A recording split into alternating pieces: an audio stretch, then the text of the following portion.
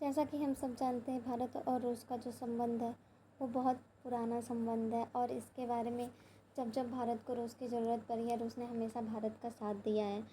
तो और जैसा कि भारत और रूस के बीच ऊर्जा के क्षेत्रों में भी लंबे समय से रणनीतिक साझेदारी रही है। इसके अलावा भारत जो अपनी ऊर्जा की ज़रूरतों का बड़ा हिस्सा आयात पर निर्भर करता है, वो रूस से सस्ते कच्चे माल के द्वारा ही वो प्राप्त कर अपनी ऊर्जा सुरक्षा को भी सुनिश्चित करता है। और बट हाल ही में यूरोपीय संघ के द्वारा रूस पर 18वें दौर में कुछ प्रतिबंध लगाए गए, जिसमें भारत की जो गुजरात में स्थित वाडीनार रिफाइन को भी निशाना बनाया गया है। तो आज हम इसी विषय पर चर्चा करेंगे। तो hello friends, welcome back to our Parcham IAS।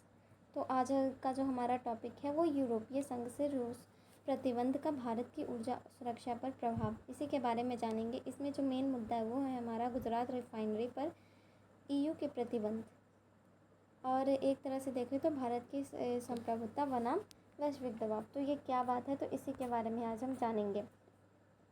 तो जैसा कि भारत ने EU को जब उसने ये इस पर कार्रवाई लगाई है, तो भारत ने EU को इस कार्रवाई को एक तरफा और अनुचित और दोहरे मानक बताया, और ये कहा है कि यह घटना न केवल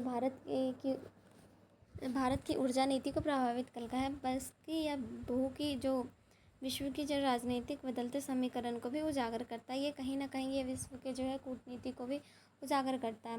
तो आज हम जानेंगे इसकी क्या वजह है, क्या कैसे, तो इसी के बारे में आज हम पूरी तरह से चर्चा करेंगे। तो इसमें जो सबसे पहला है कि वैश्विक प्रतिबंधों की भूमिका क्या है और वार्डिनरी रिफाइन का महत्व क्या है। तो सबसे पहले जानते हैं वार्डिनरी रिफाइन में जो आता है वो नायरा एजेंसी का आता है, तो उसी के बारे में हम चर्चा करने जा रहे हैं। तो ये देखिए, नायरा एजेंसी क्या है। अब इसका नायरा एनर्जी क्या है, जो ये पूर्व में इरेजर ऑयल के नाम से भी जानी जाती है। और ये इसका जो है 2017 में इसे रूसी ऊर्जा कंपनी रोस्टेन समेत एक सहयोगी के द्वारा 12.9 अरब डॉलर में अधिग्रहित किया गया था। मतलब कि ये एक रूसी कंपनी है जो 2017 में रूसी ऊर्जा कंपनी रोसेट और एक और कंपनी के द्वारा अधिग्रहित किया गया था, जिसमें ये रोसफेट की हिस्सेदारी 49.13% है, आधे से कुछ कम है। अब इसमें जो है वार्डिनरी रिफाइनरी प्रमुख इसका केंद्र है। अब ये वाडीनार जो है रिफाइनरी, ये जो है ये गुजरात के देवभूमि द्वारका में स्थित जिले के तटीय कस्बा वाडीनार में है। अब इसका जो संचालन है 2008 से आरंभ हुआ था। अब ये जो है भारतीय स्तर पर, अगर हम भारत के स्तर की बात करें तो इसका जो स्थान है दूसरी सबसे बड़ी रिफाइनरी कंपनी है। अब इससे जो क्या है, इसके कुछ रणनीतिक लाभ भी है, जैसे कि अगर रूस ने इस कंपनी में अपने शेयर्स दिए हैं और 2017 से, तो इसके कुछ ना कुछ लाभ होंगे। तो भारत में लगभग 8% रिफाइनिंग का भी योगदान है। इसके अलावा अगर हम देखें तो कच्चे माल के आयात में पश्चिमी भारत प्रमुख रूट से होने के कारण यह लाभकारी पोर्ट भी स्थित है। अब देखिए, जैसे कि पश्चिमी भारत, अब कच्चे माल का जो आयात होता है, तो ये जैसा कि हम सब जानते हैं गुजरात जो है पश्चिम की साइड है हमारा, तो पश्चिम तरफ से जितने भी चीज़ों का आयात वगैरह होता है, कच्चे तेल वगैरह, तो इसके लिए जो ये है यहाँ पे पोर्ट की भी सुविधा बहुत अच्छी है। और उच्च लेवल की नीतियाँ भी यहाँ पे मौजूद है। जैसा कि देख ले तो ISO 9001, ISO 14001, ये सारी प्रमाणित है। अब इसका विस्तार और विधिकरण की अगर हम बात करें तो पेट्रोलियम के विस्तार वगैरह बहुत सारी चीज़ें देखने को मिलती है। अब सबसे थोड़ा पहले हम ये जान लेते हैं कि इसमें जो है रिफाइनिंग, आपने यहाँ पे एक शब्द सुना होगा रिफाइनिंग का, और रिफाइनिंग, रिटेल और पेट्रोकेमिकल्स। अब ये क्या है, तो इसी के बारे में पहले हम जानते हैं। तो जैसा कि अगर हम देखें तो ये जो है यहाँ रिफाइनिंग, रिटेल और पेट्रोकेमिकल के क्षेत्रों में स्पष्ट रूप से हैं। अब देखिए तो रिफाइनिंग के बारे में जानते हैं, तो यह कच्चा तेल है। कच्चे तेल को उपयोगी उत्पादों, जैसे कि ये कच्चे तेल होते हैं जैसे पेट्रोल, डीजल और केरोसिन और जेट फ्यूल आदि में इसे बदला जाता है। अब इसमें मुख्य बिंदु क्या है, तो रिफाइनरी संयंत्र में कच्चे तेल की प्रोसेसिंग होती है, और यह विभिन्न स्टेप बाय स्टेप किया जाता है। जैसे अगर इसका स्टेप की बात करें तो डिस्टिलेशन, कैक्रेट, ट्रीटमेशन आदि के माध्यम से इस तेल को जो है प्योर किया जाता है। और भारत में अगर रिफाइनिंग कंपनियों की बात करें तो इंडियन ऑयल, रिलायंस, नायरा। अब नायरा जो है इसमें से मेन एजेंसी है जिस पे अभी प्रतिबंध लगा है। और कुल रिफाइनिंग की क्षमता अगर हम बात करें तो 25 करोड़ मीट्रिक टन से अधिक प्रतिवर्ष की बात की जाती है। अब एक और शब्द यहाँ पे हम सुनेंगे, रिटेल। रिटेल क्या है? ये तेल और गैस उत्पाद की उपभोक्ता का है। अब इसमें जो आ जाता है वो सीएनजी भी आ जाता है, और इसमें भी मुख्य क्या होगा? पेट्रोल पंप पे होगा, गैस एजेंसी और ईंधन, इन सारी चीज़ों इसे रखा जाता है। अब ये किस चीज़ में काम आती है? तो ईवी चार्ज, कस्टमर सर्विस आदि में ये बढ़ता है। ठीक है, अगर अब हम आगे बात करें तो यहाँ पे स्टेप बाय स्टेप आपको बताया गया है कि यहाँ पे कैसे ये पेट्रोल को शुद्ध वगैरह किया जाता है। अब यहाँ पे अगर हम देखें तो यूरोपीय संघ जिसने ये प्रतिबंध लगाया है उसका नया पैकेज क्या है, तो हम इसकी बात करते हैं। तो इसमें क्या है? रूसी तेल की कीमत सीमा। अब रूसी तेल की कीमत सीमा पर क्या प्रतिबंध लगाया, तो उससे हम पहले देख लेते हैं। और इसके अलावा इसने जो लगाया है तीसरे देशों में रिफाइन पर किए गए उत्पादों पर प्रतिबंध और साइडो स्लॉट। तो चलिए देखते हैं। तो रूसी यूरोपीय संघ का जो नया प्रतिबंध है वो सबसे पहले है तेल मूल्य सीमा कटौती। अब रूस में जो कच्चे तेल की जो प्राइस कैप थी तो वो $60 से $47.6 प्रति बैरल थी, जो वर्तमान वास्तविक औसत से लगभग 15% कम था, जो अभी से था 15% कम था।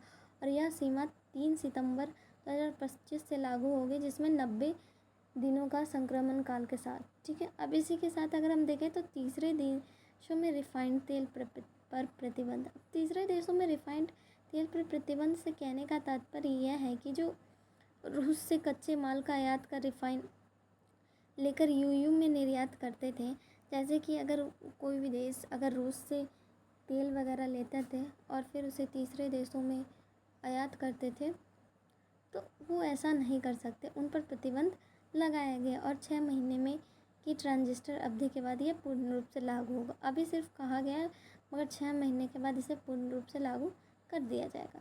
अब यहाँ पे एक और आता है शैडो फ्लीट स्पिंग और इंश्योरेंस। अब इसमें जो है अगर हम इसकी बात करें तो ईयू ने 105 के अतिरिक्त गैर ईयू टैंकरों पर प्रतिबंध लगाया है। अब जैसे कि ईयू के द्वारा अगर 105 कुछ टैंकर वगैरह दिए गए हैं, उसके अलावा भी जितने टैंकर है उस पर प्रतिबंध लगाया है, जिसका उपयोग रूस के द्वारा, उनका मानना है कि ये जो है रूस के द्वारा अवैध निर्यात में होता है। अब जिसकी संख्या है जो 444 पहुंच चुकी है। इसके अलावा अगर हम देखें तो नैरो स्ट्रीम पाइपलाइन और बैंकिंग प्रतिबंध इसके अलावा भी है, जैसे कि हम नैरो स्ट्रीम पाइपलाइन पे क्या प्रतिबंध लगाया, तो सभी लेन देन को पूरी तरह से बंद कर दिया गया और 22 अन्य रूसी को स्विफ्ट एवं वित्तीय लेन देन से भी निष्कासित कर दिया गया। और भारत पर विशेष रूप से जो है नायरा एजेंसी पर प्रतिबंध लगाया है, जो मुख्य रूप से जो रूसी कंपनियां है उसके में इसकी हिस्सेदारी है। अगर हम इसका उद्देश्य देखें तो इसका मेन उद्देश्य है रूसी तेल की आयात को सीमित करना, और जिससे जो है उसकी युद्ध क्षमता कमज़ोर हो जाए। ये कहीं ना कहीं ये मुख्य रूप से रूस के जो है आर्थिक व्यवस्था को कमज़ोर करने की एक नीति बनाई गई है। अब अगर हम देखें तो ये प्रतिबंध के कारण क्या है, तो इस प्रतिबंध के कारण की अगर हम बात करें तो जैसा कि हम सब जानते हैं कि भारत और रूस और यूक्रेन का जो युद्ध है वो 3 साल से जारी है, जो 2022 से जो स्टार्ट हुआ था। अब इसके 3 साल पूरे हो रहे हैं, और रूस के द्वारा यूक्रेन के खिलाफ सैन्य हमले एवं कब्जे, मतलब इन दोनों में जो है वो कहीं ना कहीं अभी तक युद्ध जारी है। इसका दूसरा कारण है रूस की आर्थिक स्थिति को कमज़ोर करना। रूस की तेल एवं गैस निर्यात उसकी अर्थव्यवस्था का मुख्य स्रोत है। वहाँ पे जो है तेल और उसका जो गैस वगैरह होता है निर्यात करता है, वो उसकी अर्थव्यवस्था का मुख्य स्रोत है। और प्रतिबंधों से इन साधनों से होने वाली आमदनी को सीमित कर युद्ध के लिए वित्तीय संसाधन काटने की कोशिश की जाए, ताकि इस पे जो इस तरह के अगर उस पर प्रतिबंध लगेगा तो कहीं ना कहीं इसकी आमदनी कम होगी, और जिसकी वजह से वो जो है युद्ध को रोक दे। अब तीसरा देशों के माध्यम से रूस को मिल रहे लाभ, जैसे कि भारत, चीन, तुर्की जैसे देश जो है वो रूस से कहीं ना कहीं कच्चे माल खरीद कर परोक्ष रूप से रूस को राजस्व दे रहे हैं, क्योंकि जब वो खरीद रहे हैं तो उसे उनकी इनकम तो दे रहे हैं। तो ईयू का मानना है कि ऐसा बैकडोर सपोर्ट को बंद करना आवश्यक है। इसके अलावा अगर हम देखें तो फिर से इसमें बात आए तो अवैध ट्रांसफ़र को रोकना। रूस ने जैसे कि कुछ गुप्त जहाज जिसे शैडो फ्लीट कहते हैं की मदद से प्रतिबंधों से बचकर तेल बेचने की रणनीति अपनाई थी। अब जैसे कि उसमें जो है 144 जहाज ही है, लेकिन अभी अगर उसकी संख्या देखें तो 444 है। और इसके अलावा ये एक तरह से पॉलिटिकल संदेश भी देना चाहते हैं कि ये प्रतिबंध केवल आर्थिक नहीं बल्कि रूस एवं उनके सहयोगियों के लिए राजनीतिक रूप से अलग थलग करने का भी प्रयास है। और यह अंतर्राष्ट्रीय नियमों और यूक्रेन की संप्रभुता का समर्थन जताने का भी माध्यम है। ये सारी यहाँ पे कुछ राजनीतिक बातें भी आती है। और इसका जो अगर हम निष्कर्ष देखें तो इन प्रतिबंध के कारण के बाद का, तो इसमें कहा जा रहा है कि यूरोपीय संघ ये प्रतिबंध रूस पर सैन्य, आर्थिक और कूटनीतिक दबाव डाल के और रूस और यूक्रेन के युद्ध को कहीं ना कहीं बंद करना चाहता है। अब देखें तो एक तरह से चलिए अब हम थोड़ा सा देख लेते हैं वैश्विक प्रतिबंध में जो है वैश्विक भूमिका क्या है। तो यहाँ पे अगर बात करें तो वैश्विक प्रतिबंध क्या होता है, ये आर्थिक, व्यापारिक और राजनीतिक उपाय होते हैं जो एक या एक से अधिक देशों के द्वारा किसी एक देश पर लगाए जाते हैं। अब जैसे कि कुछ देश मिलकर किसी अन्य देश पर लगाए जा सकते हैं और इनका उद्देश्य आमतौर पर उस देश के व्यवहार में बदलाव लाना। अब जैसे अगर हम बात करें तो युद्ध को रोकना, अगर कोई देश किसी देश के मानवाधिकार उल्लंघन को कर रहा है तो उसे रोकना, और रणनीतिक दबाव अब ये अभी रूस पे लगाए गए हैं। इसका परिणाम ये है कि रूस यूक्रेन के बाद युद्ध के बाद पश्चिमी देशों में रूस से व्यापक प्रतिबंध लगाना ताकि ये बंद कर दे। तेल और ऊर्जा व्यापार पर असर, EU ने रूसियन क्रूड ऑयल की प्राइस पर कैप लागू कर दी गई है और ऐसे देश जो EU की शिपिंग, इंश्योरेंस या लॉजिस्टिक सुविधाओं का इस्तेमाल करते हैं उन्हें यह प्राइस कैप माननी पड़ेगी। और भारत जैसे देशों में रूस के सस्ते दामों के तेल खरीदते हैं, अब इन पर भी प्रतिबंध के दायरे प्रत्यक्ष रूप से आ रहे हैं। भारत पर क्या प्रभाव पड़ा, तो गुजरात की जो नायरा एनर्जी रिफाइनरी है उस पर EU की नज़र है और क्योंकि उस कंपनी में रूस की हिस्सेदारी है तो भारत को अपनी ऊर्जा नीति को स्वतंत्र बनाए रखते हुए वैश्विक दबावों का भी सामना करना पड़ रहा है। अब इस पे भारत की क्या प्रतिक्रिया हुई है तो हम इसके बारे में बात करेंगे, क्योंकि देखिए अगर कोई किसी तरह का प्रतिबंध लगाएगा तो अब चलिए हम भारत की प्रतिक्रिया की बात करते हैं। तो भारत ने इसे डबल स्टैंडर्ड पर आपत्ति जताई है। भारत का तर्क क्या है कि भारत ने तर्क दिया है कि EU के द्वारा लगाए गए 18वें प्रतिबंध पर करते हुए तीखी प्रतिक्रिया करते हुए भारत ने बताया कि यह दोहरे मानदंडों का आरोप है, एक तरफा प्रतिबंध भारत ने इसे बताया है। भारत ने स्पष्ट किया है कि वह संयुक्त राष्ट्र के द्वारा अनुमोदित प्रतिबंधों को मान्यता देता है। EU एक तरफा निर्णय है और जिसे भारत ने इसे अस्वीकार कर दिया। अब क्योंकि भारत का मानना है कि कहीं ना कहीं EU से रूस भी व्यापार करता है, EU जो है रूस से खुद व्यापार करता है। भारत का दिया अभी तर्क दिया यूरोपीय देश अब अप्रत्यक्ष या प्रत्यक्ष रूप से भी रूस का जो ऊर्जा साधन है वो खरीदते हैं। इसके अलावा भारत ने कहा है कि भारत की ऊर्जा सुरक्षा सर्वोपरि है। उसने कहा है कि वह स्वतंत्र व्यवहारिक नीति अपनाता है जो उसकी जनसंख्या एवं ऊर्जा की आवश्यकताओं को प्राथमिकता देता है और वैश्विक दबाव के चलते भारत की ऊर्जा रणनीति प्रभावित करना अनुचित है। ठीक है, इसके अलावा उसने विशेष रूप से नायरा को जो निशाना बनाया गया उसे भी उसने अनुचित माना। भारत ने यह तर्क दिया है यह निजी निवेश है और विदेशी पूंजी पर नकारात्मक प्रभाव डालता है। इसी पे MEA के जो हमारे प्रवक्ता हैं उन्होंने कहा है कि हम किसी भी एक तरफा प्रतिबंध का समर्थन नहीं करते। ऊर्जा व्यापार किसी भी व्यापार के प्रकार के दोहरे मानकों को कोई जगह नहीं देना चाहिए। ठीक है, अब इसके असर एवं संभावनाएं की अगर हम बात करें तो क्या है, जैसे कि नायरा पर व्यापार में बाधाएं। अब इस पे व्यापार में जो बाधाएं हैं इससे नायरा को अंतर्राष्ट्रीय बाजार में कच्चा तेल खरीदना या फिर रिफाइंड उत्पाद बेचना मुश्किल हो सकता है, क्योंकि जैसे इस पे प्रतिबंध लगाया गया तो उसे जो है अंतर्राष्ट्रीय इंटरनेशनल स्तर पे मार्केट तेल खरीदना ये दूसरे देशों से या फिर बेचना मुश्किल हो सकता है। इसके अलावा वैश्विक निवेश ऐसे रिस्क लेने वाले क्षेत्रों से दूरी बना सकते हैं जिस पे FDI का असर पड़ेगा। अब ईयू का शिपिंग और बीमा का असर दूसरा है। तो ईयू के प्रतिबंध के तहत जहाज, बीमा या फिर बैंक रूसी कच्चे तेल या उससे बने उत्पादकों के व्यापार में सहयोग नहीं कर सकते हैं, जिसका सीधा असर भारत की रिफाइनरियों पे पड़ेगा, जो कि यूरोपीय बीमा या पोर्ट का इस्तेमाल करती हैं। और इसका अब जो है इससे लॉजिस्टिक लागत बढ़ेगी और आपूर्ति श्रृंखला बाधित भी हो सकती है। अब हम देखें तो भारत में सस्ते तेल से फ़ायदे।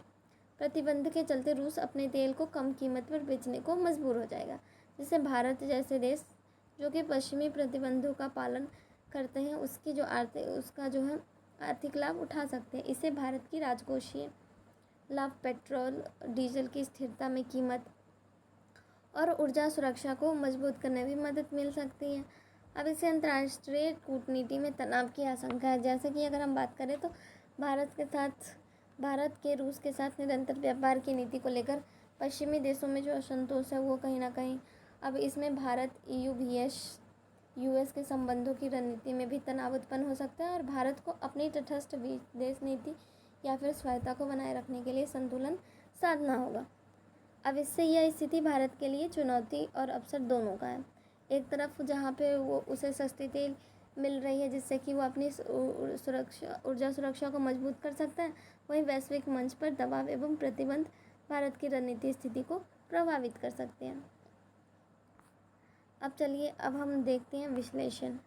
अब विश्लेषण में क्या है, ऊर्जा नीति बनाम वो नीति। अब ऊर्जा नीति से तो जैसा कि आप सबने जान लिया है कि कहीं ना कहीं एक तरफ सस्ती, स्थिर और दीर्घकालीन आपूर्ति सुनिश्चित हो गई है, वहीं EU के जो प्रतिबंध है उससे जो है कहीं ना कहीं भूनीतिक दबाव भी आ सकते हैं। अब नैतिक बनाम राष्ट्र हित की अगर हम बात करें तो पश्चिमी देशों में रूस को नैतिक आधार पर अलग थलग करना चाहता है, लेकिन भारत का यह रुख यथार्थवादी और तटस्थ है। भारत का मानना है कि राष्ट्रहित सर्वोपरि है, खासकर ऊर्जा जैसे मूलभूत क्षेत्र में।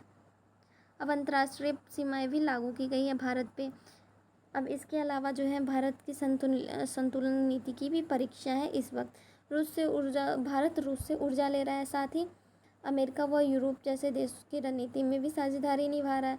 और इस परिस्थिति में भारत को मल्टी आइटैनिक नीति परिपक्व और क्षमता की भी परीक्षा हो रही है। मतलब भारत की इस समय जो है मल्टी आइटैनिक नीति की परिपक्वता की भी वो की जा रही है, परीक्षा ली जा रही है। अब भविष्य की जो संभावना है, कहीं ना कहीं यदि भारत पर दबाव बढ़ता है तो उसे जो है ऑप्शनल स्रोत जैसे कि मिडिल ईस्ट या फिर अफ्रीका का भी और भी रुख करना पड़ सकता है। और इसी के साथ ही भारत को अपनी ऊर्जा आत्मनिर्भरता पर भी निवेश करना होगा, तेज़ी से उसे बढ़ाना होगा। अब यहाँ पे हम अगर निष्कर्ष देखें तो भारत की कूटनीति प्रतिक्रिया की मजबूती, पश्चिमी देशों का समान मानकों का पालन करना चाहिए और भारत का लक्ष्य सस्ती एवं सुरक्षित निर्बाध आपूर्ति पर है। अब देखिए इसमें कूटनीति के बारे में अगर हम देखें तो भारत को कूटनीति की जो प्रतिक्रिया उसे मजबूत करना होगा और पश्चिमी देशों को तो समान मानकों पर पालन करना चाहिए। ठीक है, इसी के साथ हमारा ये सेशन समाप्त होता है। Thank you.